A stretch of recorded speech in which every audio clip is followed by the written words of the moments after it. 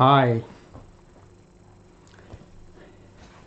As a family hospital and family then addiction doctor for 53 years in Perth in Western Australia, I reached the conclusion that the four most important things for having a good life were mental health, enough good relationships, a strong immune system that fights diseases, and no addictions. And there was a very great breakthrough in having a strong immune system in 1984. In 1963, naltrexone was developed to block heroin addiction. It blocks heroin and addictive painkillers and alcohol very strongly, but they got the dose wrong. The approved FDA dose and the only dose since that time has been 50 milligram tablets. And 50 milligrams is far too much. It gives awful side effects. People feel terrible. Very few will stay on it for any length of time. And Dr. Bernard Bahari, who was New York's addiction commissioner in 1984 when the 50 milligram tablets were approved by the FDA, gave them to some of his patients. He had 41 methadone clinics in New York and was trying to find something better. You certainly would want to try to find something better if you had 41 methadone clinics. And he gave the 50 milligram tablets to some of his patients and they just wouldn't stay on them. And he realized, goodness knows why someone else didn't realize before, that 50 milligrams is just far too much. And he trialed from 1 to 10 milligrams and found 3 milligrams was the best. 3 milligrams blocks the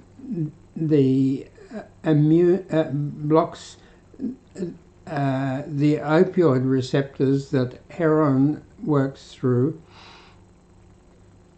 for 3 hours, whereas 50 milligrams blocks it opiate receptors for 24 hours. And we have opiate receptors because we produce opiates. If we didn't produce opiates, we'd have very uncomfortable lives. But we produce over 20 chemicals called endorphins, which is short for endogenous morphine, which help to cut pain and distress. And when you block all the opiate receptors for 24 hours with 50 milligrams of naltrexone, you have no endorphin effect, no endorphin benefits, so you feel terrible. But if you take 3 milligrams, it only blocks your opioid receptors for 3 hours, and that block for 3 hours provokes your brain and glands to try to overcome it by boosting their production of endorphins by 250 to 300%. And after 3 hours, when the 3 milligrams of naltrexone has gone, all those extra endorphins make people feel very good for the next 24 hours.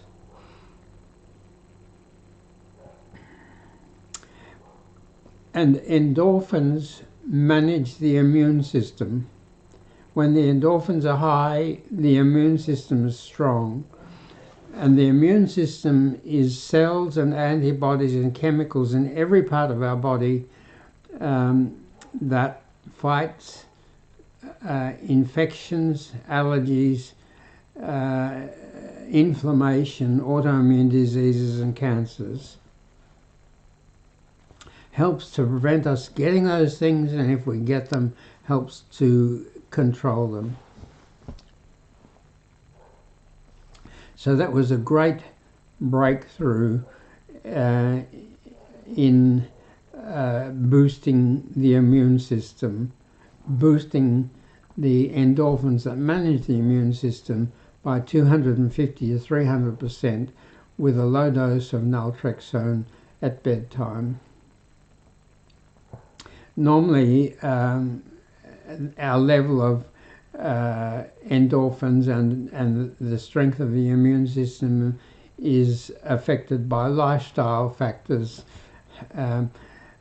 enough sleep, enough exercise, enough good food and socializing and those sort of things, which are still of course very important. But I take low dose naltrexone every night, have done for 10 or 15 years, because one of my grandmothers and a first cousin died in their early 60s from bowel cancer, so they probably got it in their 50s, and another cousin died from pancreatic cancer at 68, and that had to be because their immune system was low, and they suffered stress. They all suffered a lot of stress, and they ate too much red meat, which is not so good for the bowel either. So I don't want to die of bowel cancer, or anything else for that matter. So I take low dose naltrexone every night. I take 4.5 milligrams.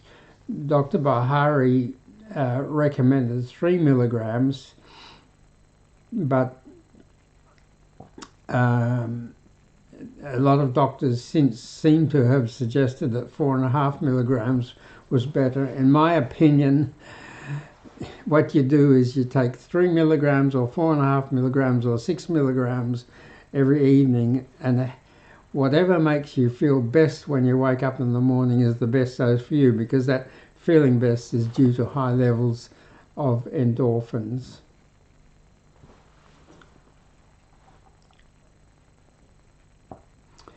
And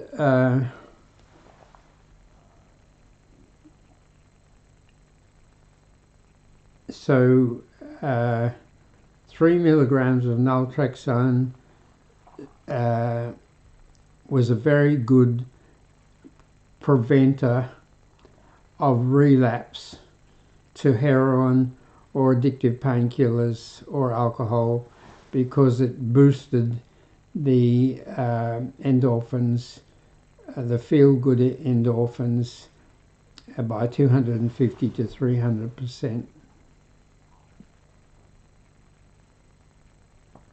But there was a problem with heroin, and that is that if an addict had had heroin within 3 days of taking even 3 milligrams of naltrexone, they got very severe side effects. They got what's called rapid detox. The 3 milligrams of endorphin would get into the opiate receptors and just push the heroin away, and people would feel terrible. And Dr. Bahari didn't solve that problem because about that time they discovered that they had HIV in New York, which they didn't previously know. Probably hadn't had it until fairly recently, but they got much more worried about HIV than they were about heroin. And also the boosting of endorphins and the immune system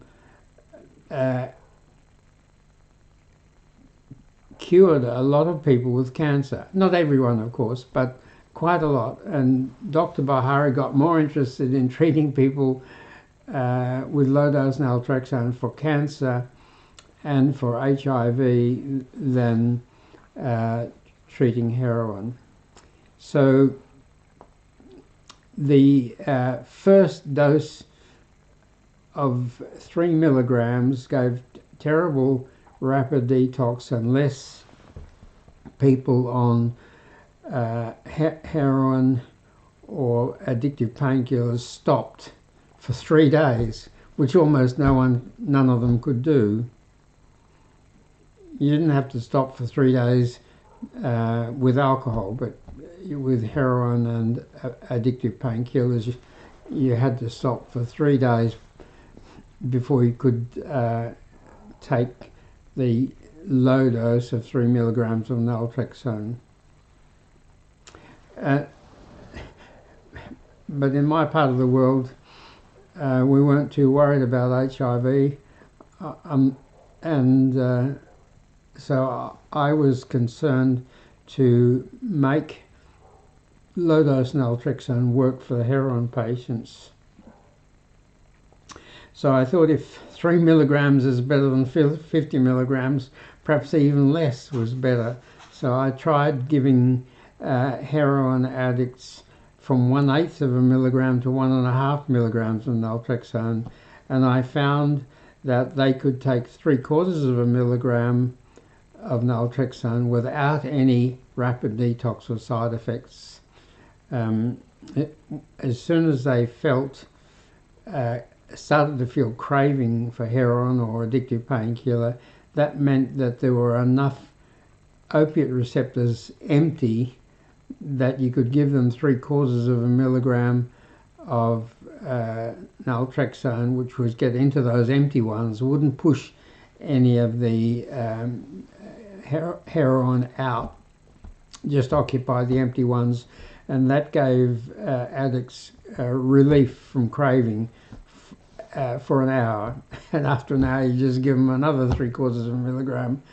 And we repeated the 3/4 of a milligram till they had 8 doses.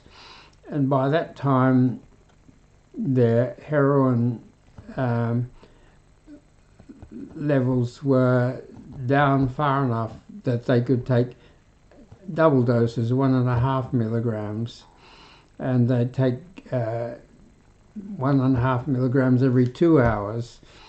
And after 24 hours, they could take 2.25 milligrams, a triple dose of 3/4 of a milligram.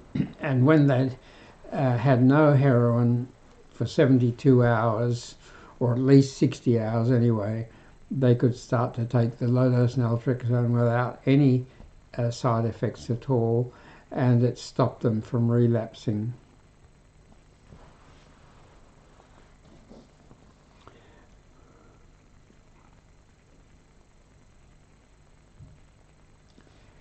How do addictive substances work? Very important to know how they work in managing them. So what happens is a person has distress of some sort,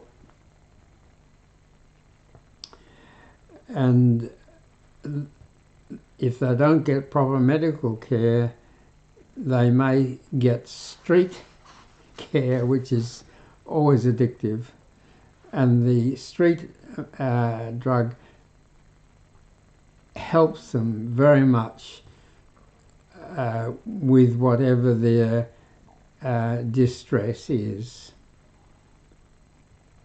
whether it's anxiety or depression or bipolar or ADD or whatever it is. Heroin or marijuana may help them, but then they get addicted to them. And if their problem is attention deficit disorder, then cocaine and crystal meth and ecstasy, MDMA and nicotine stimulants are a great help for that, but they're all addictive. So the first thing is distress. The second thing is relief from an addictive substance. And the next thing is that the addictive substance provokes some resistance in the person's chemistry. Every time they take the addictive substance, it gives them relief, but it also provokes some resistance in their chemistry. So the next time, and addictive substances never cure the cause. So they relieve the distress, but they don't cure the cause. So when they wear off, the cause causes the distress to come back. So then they want some more of the addictive substance, but they need a bit more the next time, because the addictive substance has to be enough to give them the relief and also to override the resistance. So they take a bit more the next time, and a bit more causes a bit more resistance. So the time after that, they have to take a bit more addictive substance to give them relief from their distress and to overcome the increased resistance. And so it goes on and on and on until they end up, they're taking very large amounts of the addictive substances, not really working for them because they've got so much resistance. But they can't stop it because their chemistry is so screwed up by accommodating all that addictive substance that it doesn't feel right without the addictive substance. So they hang out, as we say, or they crave for the addictive substance if they can't get it, or they try to stop it. So how do you deal with that? Well, if you are able to delay taking the addictive substance for a while, say you're taking heroin every 24 hours, but you manage to put it off for a couple of hours, that weakens the resistance and it allows your chemistry to come back a bit more to normal. And so the addiction is not quite as strong. And if every day you can delay it a little bit longer, the next day it's easier to delay it a little bit longer and take a little bit less. And the next day a little bit less and a little bit longer delay again. Well, of course, it's not very easy to do that. But what we found was that for every type of addiction, there was a non-addictive medicine that helped the delay. So, for instance, with heroin or addictive painkillers, microdose naltrexone helps. I tried everything from 1/8 to 1.5 milligrams of naltrexone and found that someone who was a heroin or addictive painkiller addict could take 3/4 of a milligram without any side effects when they started to crave heroin or the addictive painkiller, and that 3/4 of a milligram enabled them to delay taking the heroin or the addictive painkiller for a while. And there was two ways they could go. One is that they could just keep on taking 3/4 of a milligram naltrexone every hour, because as the heroin or the addictive painkiller was going down, more receptors were becoming empty and they could fill them with another 3/4 of a milligram of naltrexone, which gave relief, and then the addict could put off taking the addictive substance for another hour, and then they take another 3/4 of a milligram. Or what they could do is each day they'd delay it for an hour or two, and just day after day after day, if they could still get heroin or still get the painkiller, they could come down gradually over a period of time by delaying the taking of the drug and reducing the dose a little bit each day until it was right down to low levels when they could just quit and continue to take the low dose naltrexone to prevent relapse.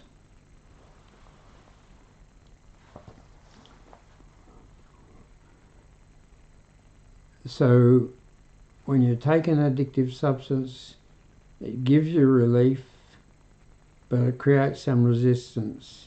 Then you have to take a bit more to get the relief and to deal with the resistance. And when you want to come off it, you take a medicine that delays the craving and the distress a little bit each day, and that weakens the addiction and it allows your chemistry to come back more to normal until you get off it.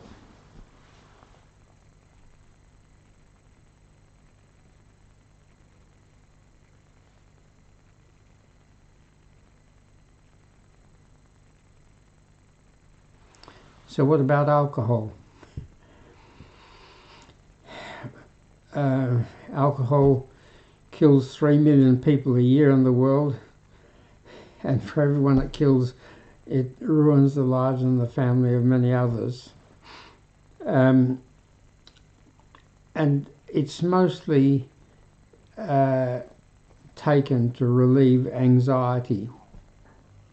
It can relieve other things, depression and so on, but mostly worry and anxiety, social anxiety, general anxiety, panic attacks, obsessive compulsive disorder, phobias. So although you could deal with that with low-dose naltrexone, I found it was better to combine baclofen, which is a calming, muscle-relaxing medicine which also reduces addiction craving. Combine that with mirtazapine, which is a calming antidepressant, and the microdose naltrexone or low-dose naltrexone. That combination, which I call calm fast, helps people. I personally don't believe in going cold turkey. I can remember older generation AA people all believed in sudden stop. Just say no. I think that's what Mrs. Reagan said. Just say no. Okay, if it works, but it often didn't work. And in very severe cases of alcoholism, the sudden withdrawal can kill people. It causes DTs, delirium tremens. But if you give them the calm fast combination, if they take that as soon as they wake up in the morning, instead of drinking alcohol for breakfast, they can put it off to morning tea for a few days, and their chemistry starts to come back to normal, and then they can put it off till lunchtime and take a second lot of calm fast, the first lot when they wake up and another lot after 4 hours, and then they can just gradually delay, take less, delay, take less, delay, take less, take more, calm fast. That's the way to deal with alcohol.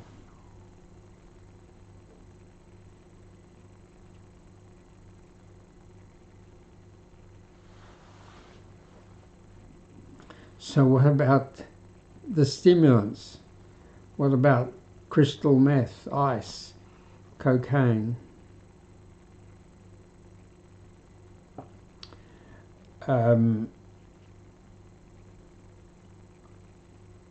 I found that the best way of dealing with them was with the stimulant modafinil.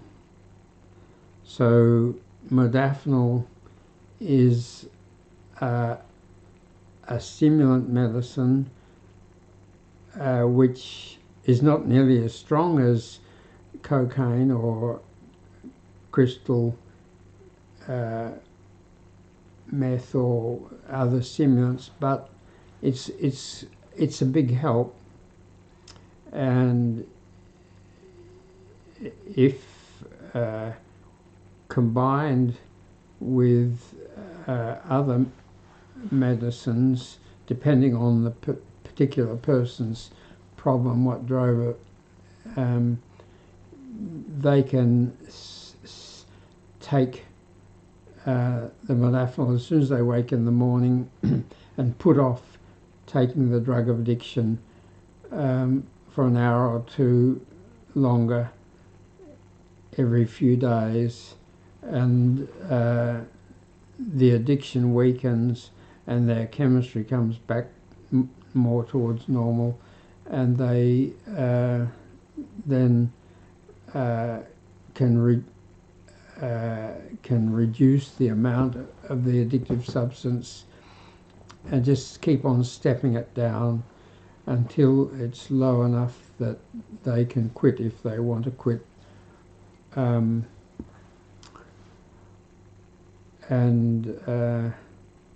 They can take that, carry that medicine in a pocket dispenser always with them to prevent relapses, because the biggest problem with going cold turkey is every day they're fighting relapse, and many fail, of course, many do relapse. But if you've got a modafinil combination in a pocket dispenser, and you can drop it on your tongue and it works in 5 minutes, then you can beat the problem.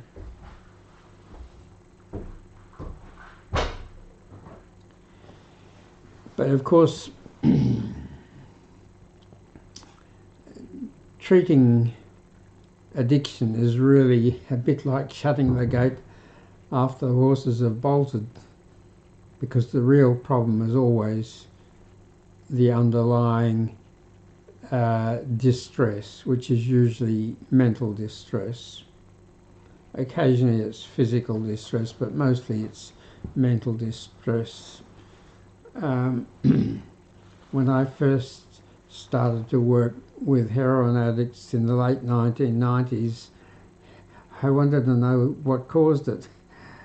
And I asked the people working in it, and nobody knew what caused it, and they didn't think it was important to know what caused it. But I think you always have to know the causes.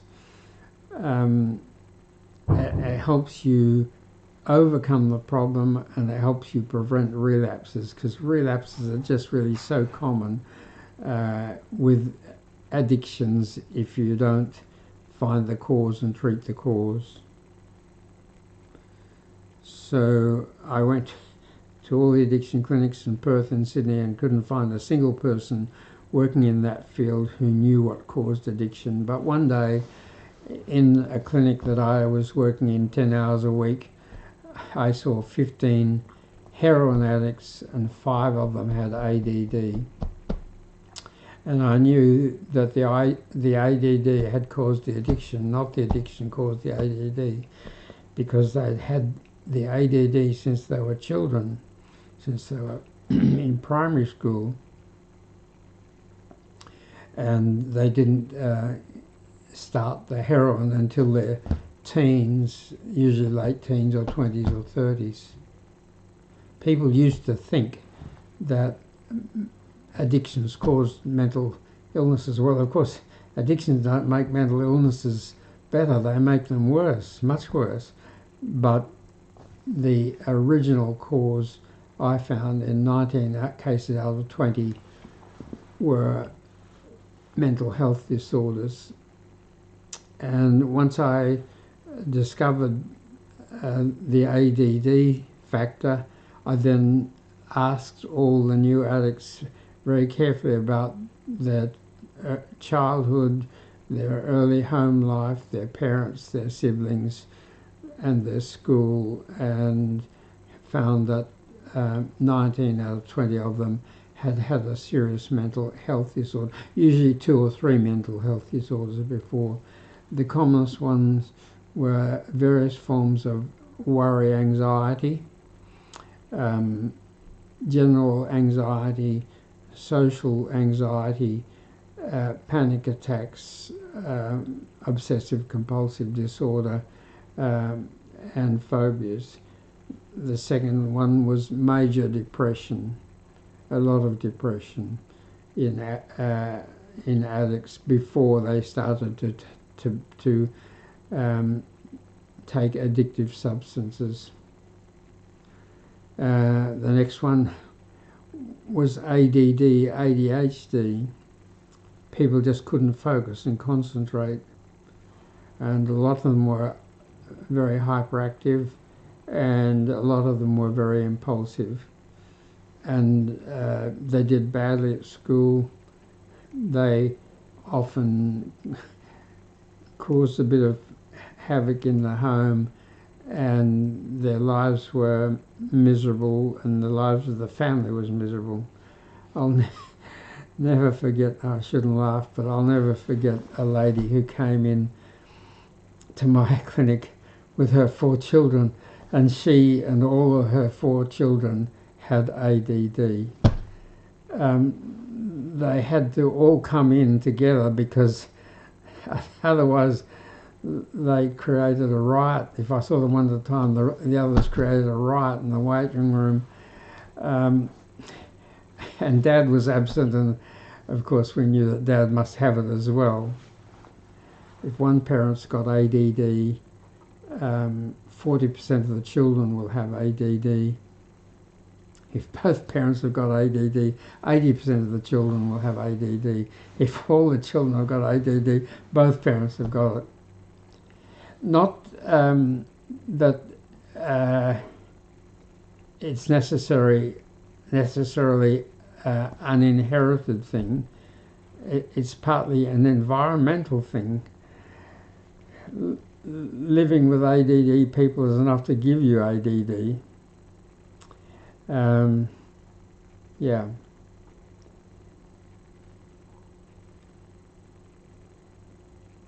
And it was really terrible because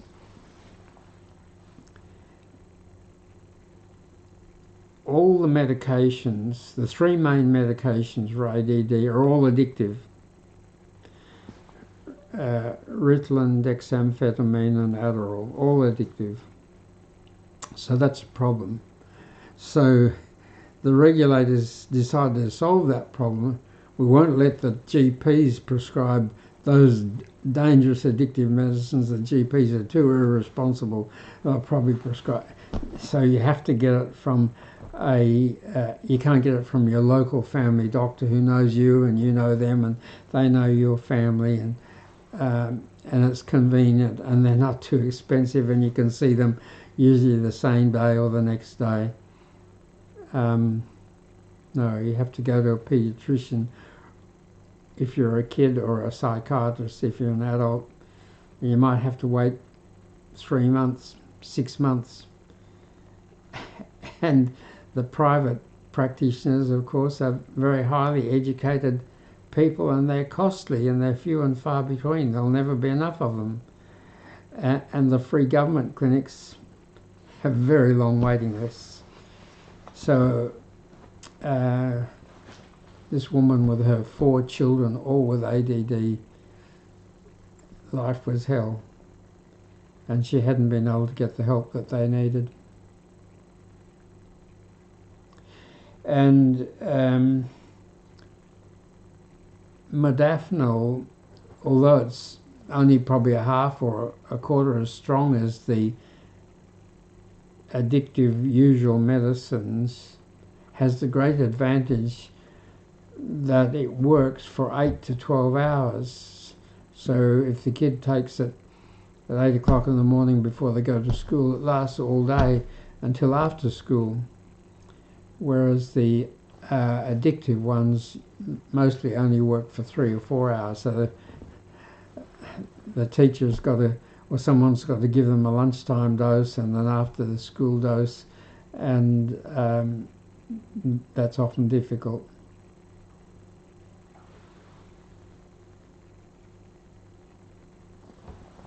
Now let me look and see if there's anybody asking any questions.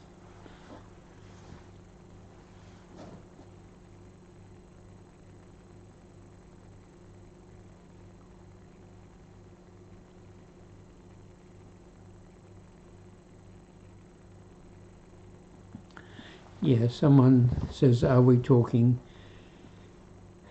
ADD medicines? Yes, we're talking ADD medicines. ADD is a condition in which the front part of the brain is not working as well as it should, so that the focusing and concentration is not as good as it should be. And they're often hyperactive, and they're also very impulsive. But medicine is not the only factor. Diet is very important. A rubbish diet makes ADD much worse. They need to eat fresh fruit and vegetables, and they need to have exercise. I remember seeing a 12-year-old girl with ADD, and her mother told me that when she was a child, they used to make her run around the school oval twice before classes, and she could then study much better. So obviously she had ADD as well. So if you've got ADD, you'll probably do better if you walk to school or ride your bike rather than go in a bus. But you need exercise, and you need healthy food, and ADD people can be very talented in things that they're interested in. If something gets their attention, it can hold their attention very well, and they can be very successful in things that they love. Yeah.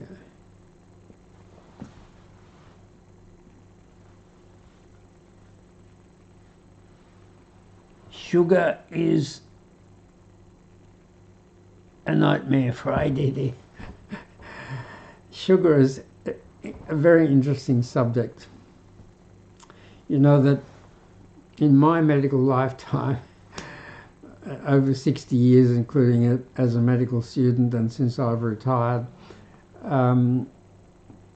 two big areas of health problems have arisen. One of them is what we're talking about, mental health issues which lead to addictions. But the other is sugar, which leads to fat, which leads to diabetes, which leads to blocked arteries, which leads to heart attacks and strokes and dead toes and poor sight and sometimes dementia and even cancer. So one of my grandfathers was a blacksmith who started work at 6:30 every morning and did heavy work all day. The other was a farmer. They both would have needed between 4,000 and 5,000 calories a day to do all the physical work that they did. Now, and then I was the first of my very big family. Both of my grandfathers had 11 brothers and sisters. I was the first one to go to university and to work sitting at a desk. And I only need 1,000 calories a day. But what happened with sugar was that 400 years ago, the things that killed people early were infections, physical injuries, childbirth disasters, and starvation. Every now and then there'd be a drought, and lots of people would starve to death. But about 400 years ago, sugar was a rare luxury that only the rich could afford, but then they started to mass produce it.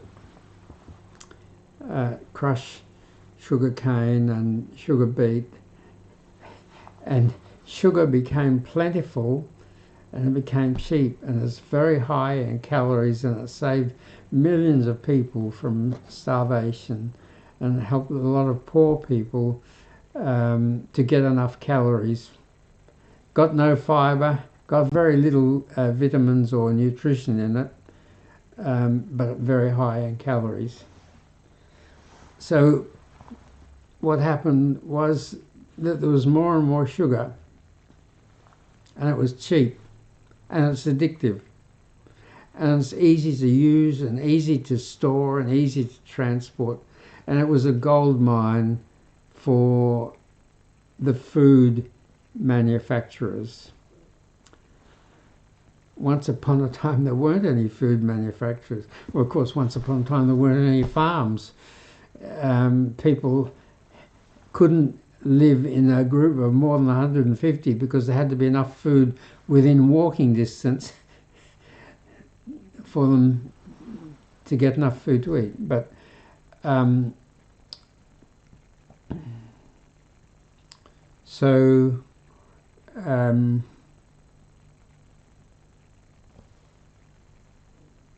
the food industries developed, and they put sugar in everything possible because it's cheap, it's addictive, people love the taste, and it's easy to work with, easy to transport, easy to store.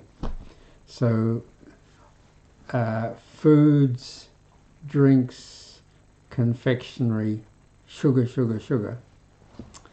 But while this was happening, people were stopping doing all that heavy physical work and sitting at a desk and eating less and less calories. So there's more and more calories coming from sugar and less calories being burned. So what happens to it? It gets turned into fat. So we have epidemics of obesity, terrible in America, pretty bad in Australia, and my Chinese friends tell me it's getting starting to become a problem in China. And I know they have a lot of diabetes in India. I don't know if they have obesity in India, but they have a lot of diabetes. So it's a problem.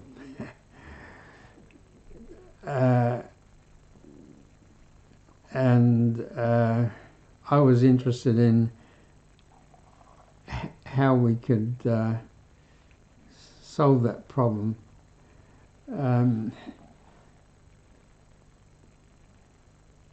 The Weight Watchers was a very big thing, and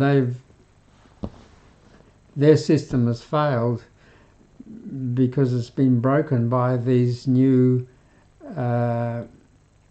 injections that were for diabetes but cause weight loss, but they're very expensive. My proposal was that people love taste. From the richest to the poorest, every day we think about taste. And that's why sugar was such a gold mine for the food industries. But you could have powder that had no sugar in it.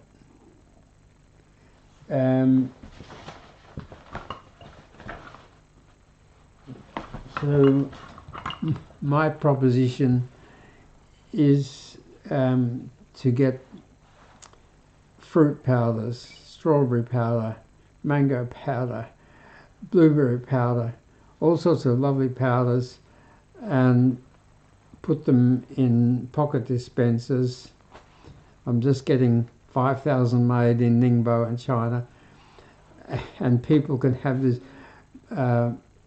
powder dispensers in their pocket, and when they're tempted to have sugar or to have chocolate or to have biscuits or cake or whatever, just have a taste of lovely powder instead.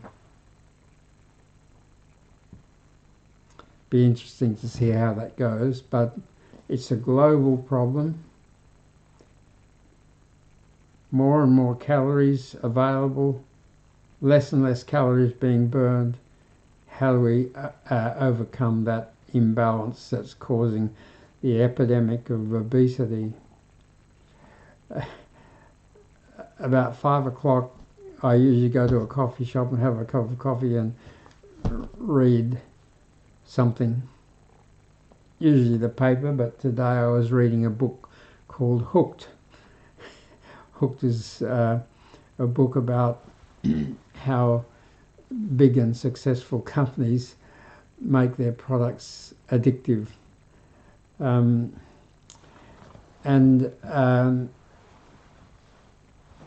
At that cafe, there are 5 girls who are all very obese. 5 of the waitresses. You can see they're all of an age where they'd be wanting to have boyfriends or hoping to get married, and none of them got rings on the right finger. A couple of them got rings on the wrong finger. They're just obese. They're going to probably have to accept a second-class man because of their obesity. Well, I'd just love to have a solution for that.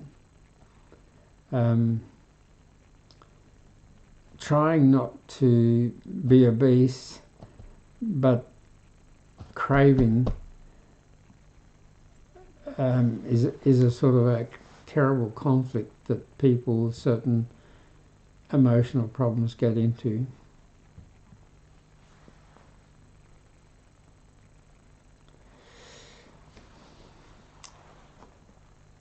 What else is of interest? I'm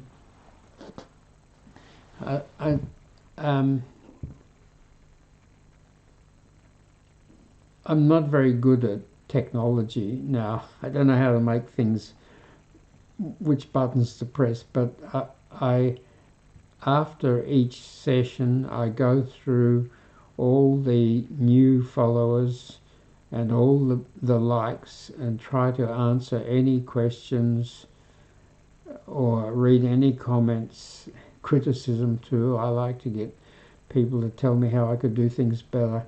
So please,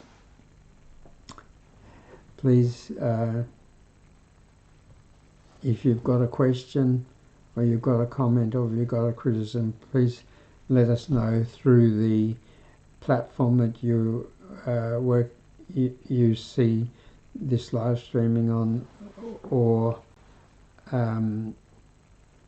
through our email, which is healthestuff@gmail.com, healthestuff@gmail.com, which is on my website. I've got 2 websites. The original one is called mentalhealthvideos.a-to-z.com. I've got over 100 1-minute videos, but everything I do, I tend to make it too long and too complicated. So we've now got a new website called smilefixit.com, smilefixit.com, which is easy to remember, quick to put in, but the stuff I've got on it is also too long and too complicated, so I'm in the process of trying to make everything simpler, shorter, clearer.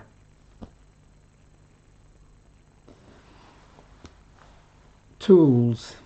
Do you know tools are so important. Everything, almost everything we do with tools now. Elon Musk is the richest man in the world because he made some good tools. And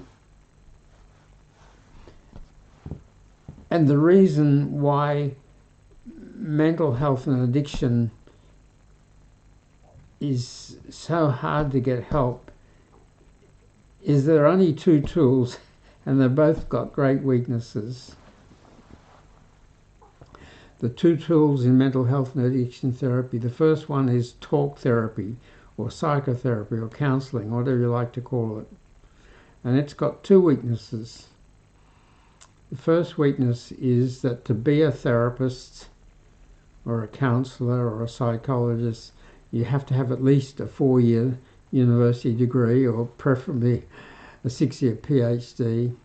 And to be a psychiatrist, you have to have a 6-year medical degree and then another 5 or 6 years of specialist psychiatric training. So those people are highly educated, few and far between, all got waiting lists and are expensive to see.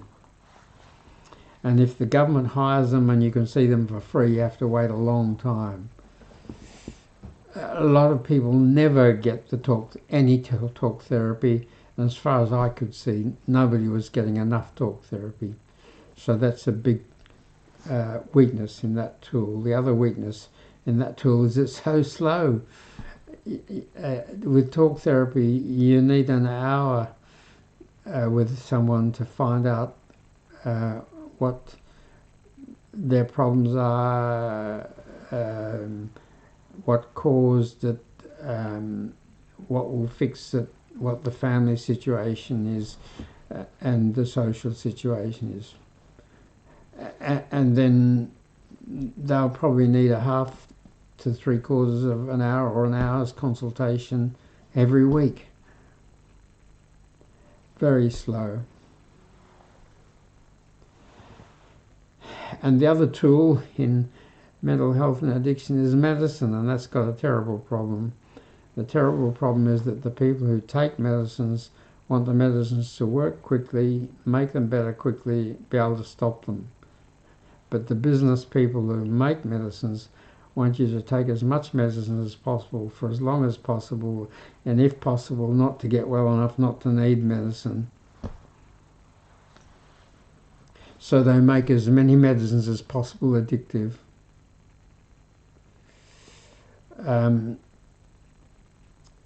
The commonest mental health problems are anxiety, worry, and all the medicines for that are addictive. Used to be barbiturates. There were many different kind of barbiturates and they were all addictive. And then, we got better medicines in the 1960s. Like we got Valium and Seropax and Mogadon and stuff like that. I saw a lot of people taking 20, 30 or 40 Valium tablets a day. I had 10 or 11 who took 100 Valium tablets a day and one who took 200. Spent his whole day going from doctor to doctor telling lies to get another prescription for 50 Valium tablets.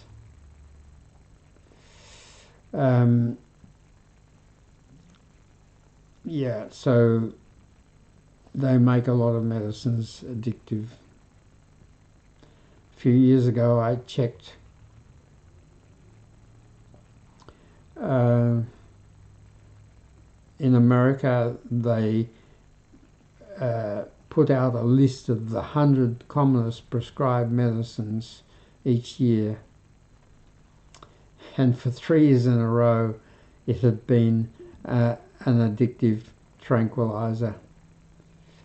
I looked again a few months ago and I was happy to see that it was down, that particular addictive medicine was down to about number 50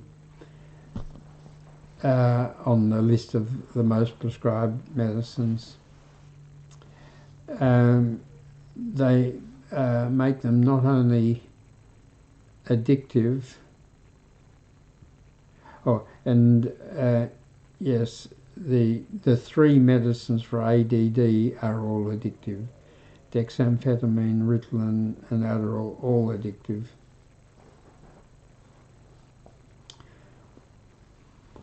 So I have tried over the last 25 years to build a package of tools that would enable people to do a lot of self-help, because I just can't see that we're ever going to win with mental health and addiction if we don't do self-help. We've got to do self-help. There's never going to be enough practitioners, psychiatrists, psychologists, therapists, counsellors to help everyone. And it's very important to get in early. If you get in early with a problem, you usually, it's fairly obvious what the cause was, and you've just got that problem. But if you wait, as so often happens now, because it's just the way things people approach this, because it's such a problem, is they wait till they're desperate, and by that time problems have caused many other problems. Someone with ADD who didn't get treatment as a child, got a bad education, got poor employment, often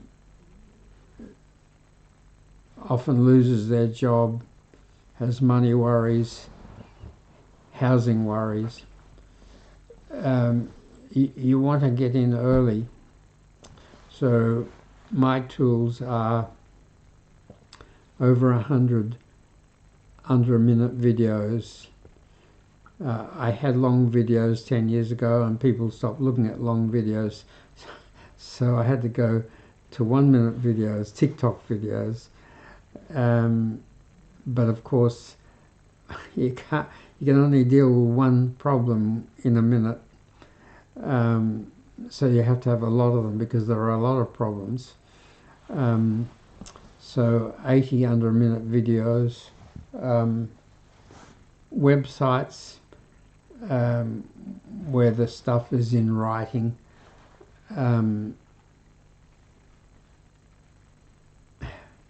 but mine are too long, so I'm in the process of, they cover everything, mental health videos, A-to-Z.com, and now smilefixit.com, where we're trying to keep everything short and clear and simple, but we've got a way to go with that. Yeah. The third thing is an app. On your phone, if you look for the App Store icon or the Google Play icon and tap on it, in 10 seconds you can download our free Mental Fix-It app any time of the day or the night, any day of the year. And in 10 minutes you can answer the questions. There's 38 questions, a lot of questions, but you got 3 possible answers for each question. No, it's not a problem. Yes, it's a moderate problem. Yes, it's a severe problem. And you just tap one of those 3 answers and you can go through the 38 questions in about 10 minutes. And any questions you answer, no, it's not a problem, twice, only get asked every 4th time. And I'm trying to work out ways now to make that shorter as well. And the advantage of doing it that way is you can get in very early. You don't leave it. As soon as you've got a problem, you just get onto it straight away, when it's 10 times easier, 20 times easier than it will be in 5 or 10 or 20 years. And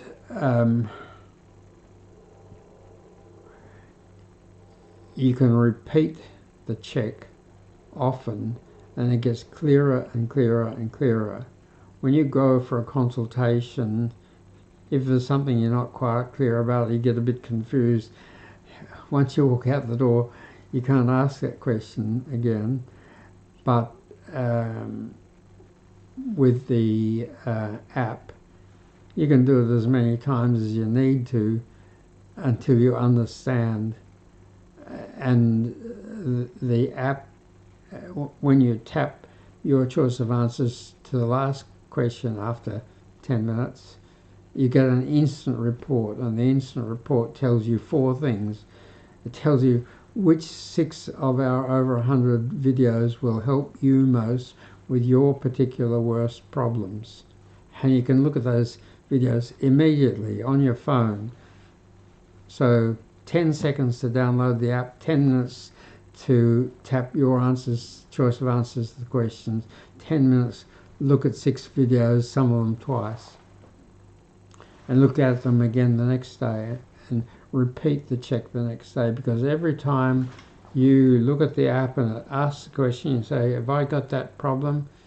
If I have, yes, I've got it. Is it moderate or is it severe? It's severe, or it's so you get clearer and clearer and clearer what your problems are, how severe they are, and you also learn more about those things, and you observe other people, and your whole understanding improves.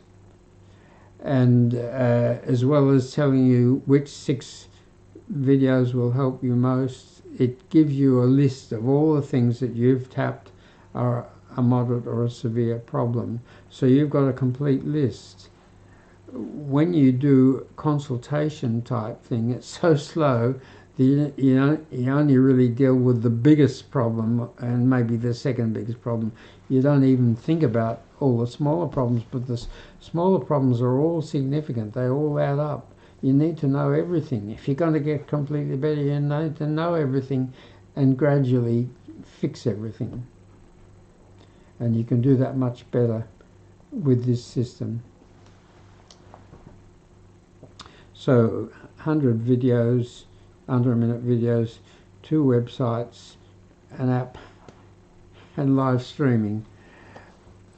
Live streaming is something that a lot of people favour, and there's stuff you can get that way that, or better than you can with the 1 minute videos. And as an example of how much these things are problems, I don't regard myself as being a very professional speaker or anything like that, but I've had as many as 8,800 viewers in one session, one 1.5 hour session, usually 2,000 to 4,000. That just shows how many people there are who have needs in this field, and we've just got to work at it better. So that's 4 tools. The 5th tool is powder medicine, because in mental health and addiction you want medicine to work quickly. If you are starting to panic, you want something that works quickly. If you are entering a social situation where you know you'll get social phobia, you want something that works quickly. And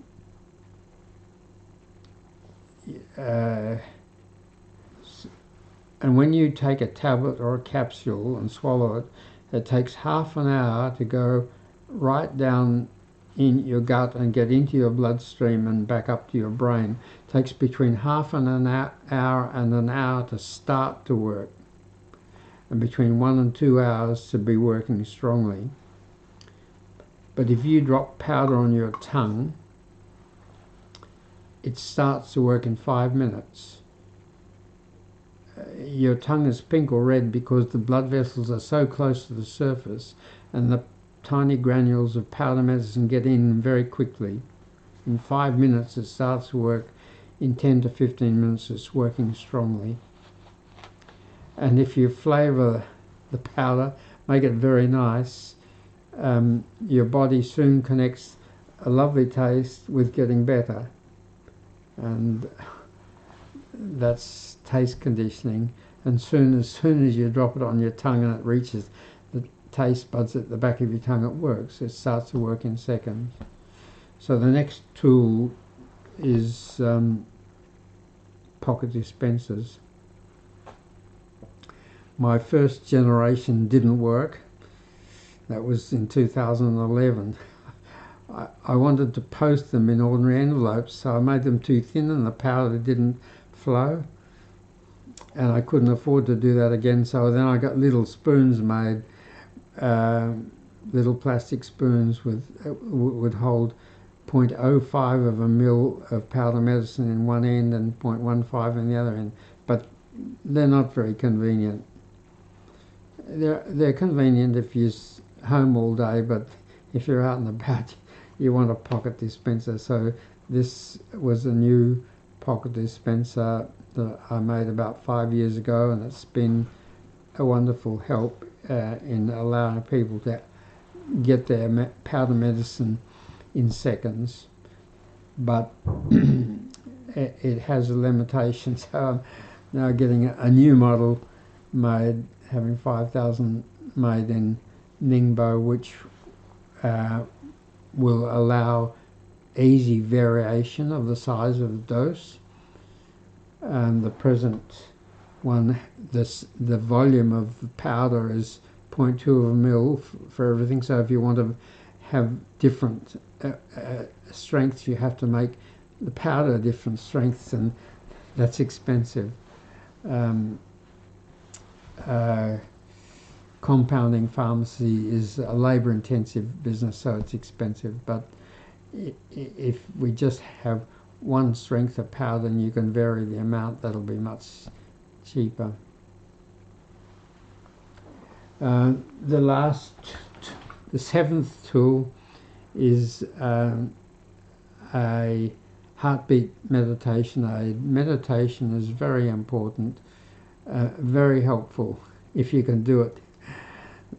Unfortunately, the people who would benefit most from it, who are very anxious, often can't learn to do it. Meditation is a little holiday from all your troubles. You focus on something and then you can forget all your troubles for 5 or 10 or 20 minutes or half an hour and feel calmed and refreshed and strengthened. But the experts who have been doing it for years tell you focus on your breathing, but your breathing is not very attention grabbing, and a lot of people just can't learn to do that.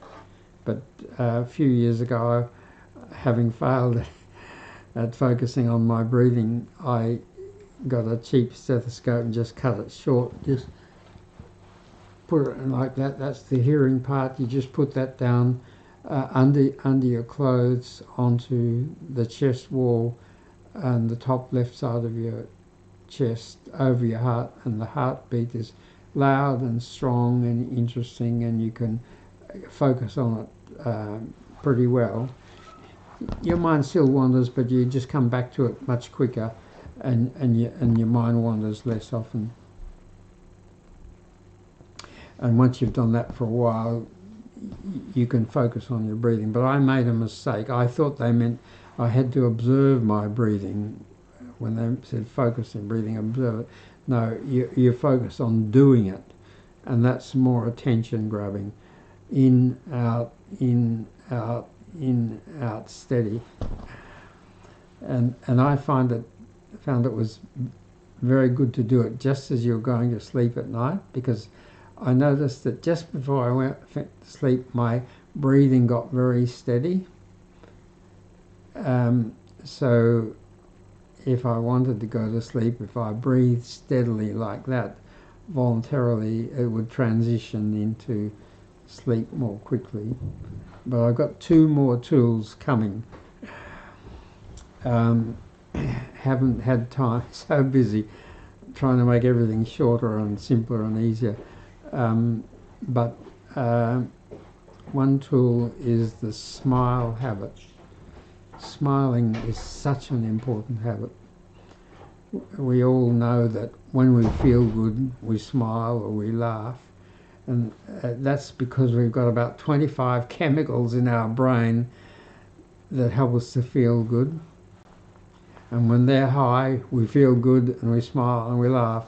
And when we smile at people, they smile back at us, and then they feel better and the whole situation is better. But what we didn't know, but science now proved, is that when we smile or laugh, that actually causes our brain to produce more happy chemistry. So it's happy chemistry is good, smile or laugh, get even more happy chemistry. And then the people who are with us smile and they get happy chemistry. So I have to think about all that and try and make that into a proper tool. And the other tool, my present name for it, I don't know what I'll call it in the end, but my present name for it is Phone Treasure. Phone Treasure. You have all sorts of wonderful things, the things that you love, on your phone. Music, photos, crosswords, anything that you love you have on your phone, and every now and then you pull it out and you just look at it. And I learned something quite interesting in the last couple of days from someone I didn't expect to learn anything from. I was at a seminar and I sat next to a very I'm sure he's much younger than me, but he looked older,